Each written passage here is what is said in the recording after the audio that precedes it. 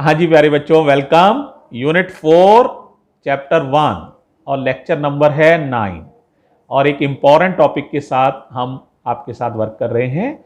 Energy stored in an inductor. Inductor का मतलब है सेल्फ इंडक्टेंस, है ना, यानी कैपिटल एल, है ना। तो एक आपके पास इंडक्टर है, उसमें कितनी एनर्जी स्टोर्ड होती है उस पर बात कर रहे हैं। ठीक है, तो पहले इंडक्टर तो छोड़ो, पहले ये बताओ एनर्जी और वर्क डन एक ही बात होती है, ये बात तो मालूम है? बताओ क्या बताया? एनर्जी और वर्क डन एक ही बात है। और वर्क डन का फॉर्मूला इलेक्ट्रिकल सर्किट्स में तुम्हें पता था, होता था VIT। पढ़ाया है ये यूनिट 2 में, चैप्टर 2 में, यूनिट 2 याद आ रहा है, करंट इलेक्ट्रिसिटी में। तो VIT। अब यहां पर DW का फॉर्मूला बनाना है। तो देखो बेटा, एक तो हम इस चैप्टर में V नहीं लिखते हैं, इंड्यूस्ड EMF लिखते हैं। तो V की जगह किताबें V नहीं लिखेंगी, ये लिखेंगी इटैलिसाइज्ड E। इस तरह से E लिखेंगी, है ना, इंड्यूस्ड EMF। I तो ठीक ही है, और टाइम की जगह DT। DW है ना, W नहीं है, तो EIDT। तो ये बात हम जानते हैं। अब ये बताओ कितना इंड्यूस्ड ईएमएफ होता है इंडक्टर में? तो ये होता है -LdI/dt। माइनस से कोई मतलब नहीं एनर्जी में, तो हम इसकी वैल्यू लिख रहे हैं LdI/dt। याद आ रहा है? तो कितना ईएमएफ जनरेट होता है इंडक्टेंस में? LdI/dt। तो बताओ DW कितना हो जाएगा, जरा बताओ मुझे।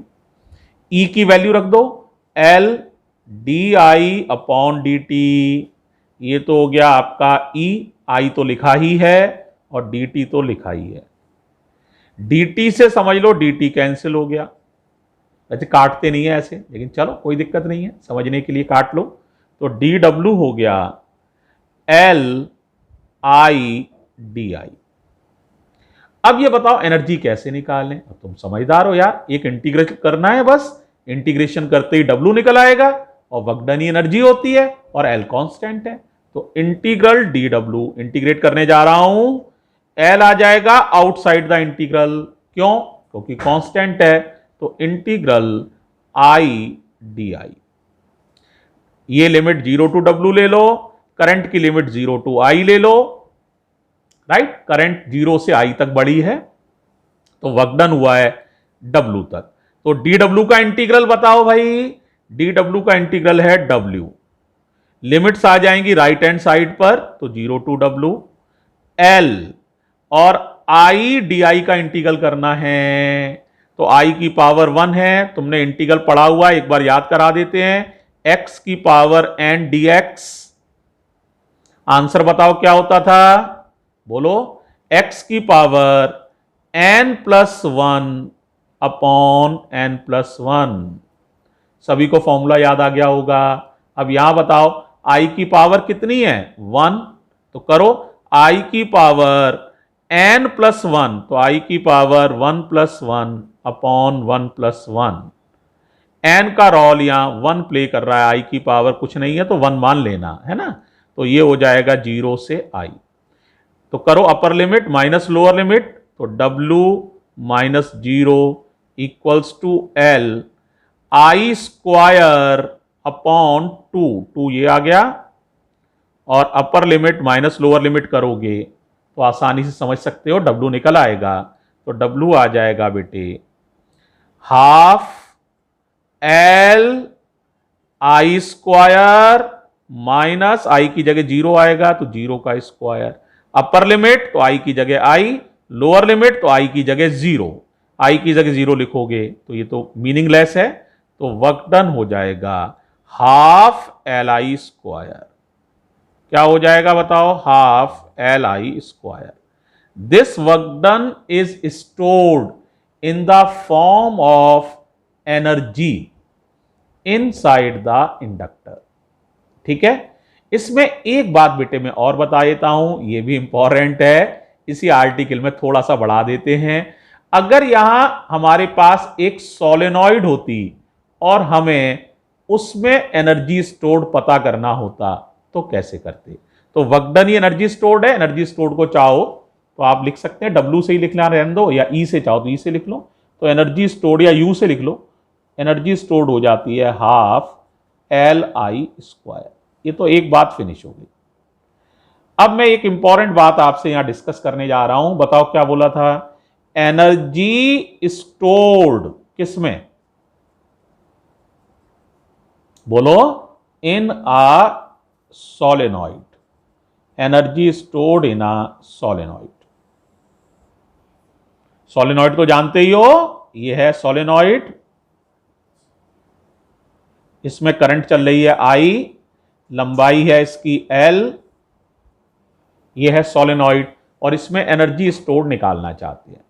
अब जरा मुझे बताओ, तुम लोग सोलेनॉइड का मैग्नेटिक फील्ड जानते हो? बोलो कितना होता है? B बराबर म्यू नॉट एन आई। तो I की वैल्यू बता लोगे? I हो जाएगा B upon mu not an. एक तो इंपॉर्टेंट बात ये आ गई तुम्हारे पास। ओके है? ठीक है। अच्छा बताओ, self inductance of a long solenoid अभी तुमने निकाला था।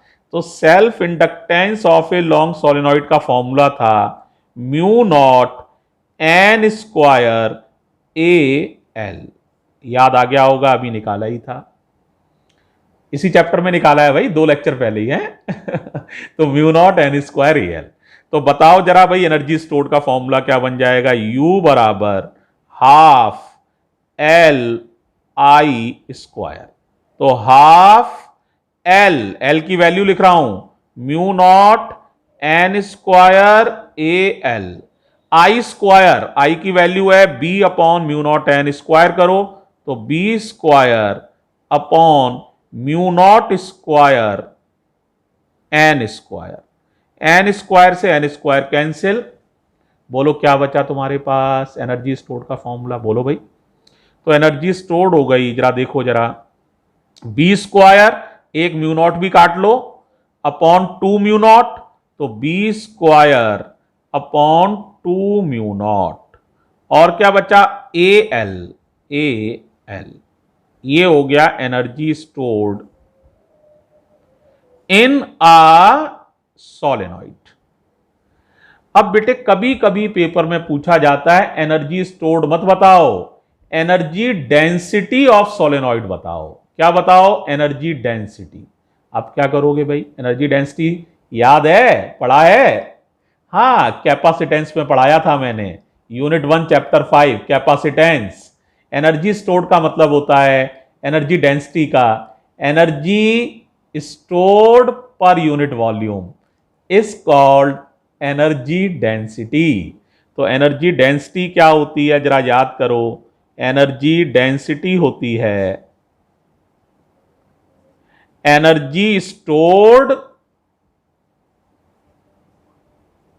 Per unit volume.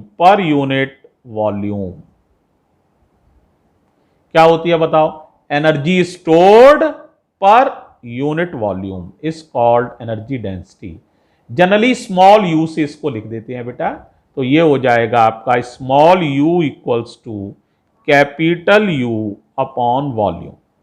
वॉल्यूम मालूम है, इसका वॉल्यूम बताओ? एरिया A और लेंथ L, तो वॉल्यूम होता है AL। अब U की वैल्यू लिखोगे, AL से ये वाला AL कट जाएगा, तो एनर्जी डेंसिटी का फॉर्मूला क्या आ जाएगा बताओ? बोलो भाई। यहां पर U की वैल्यू लिखोगे, AL से AL कट जाएगा, तो एनर्जी डेंसिटी का फॉर्मूला क्या आ जाएगा बोलो? B² upon 2 mu not. ये होती है energy density of solenoid. Capacitance में भी एनर्जी डेंसिटी पढ़ी थी, कैपेसिटेंस की बात कर रहा हूं, वहां फॉर्मूला था हाफ एप्सिलॉन नॉट E²। याद आ रहा है? ये थी कैपेसिटर की एनर्जी डेंसिटी, ये है सोलेनॉइड की एनर्जी डेंसिटी।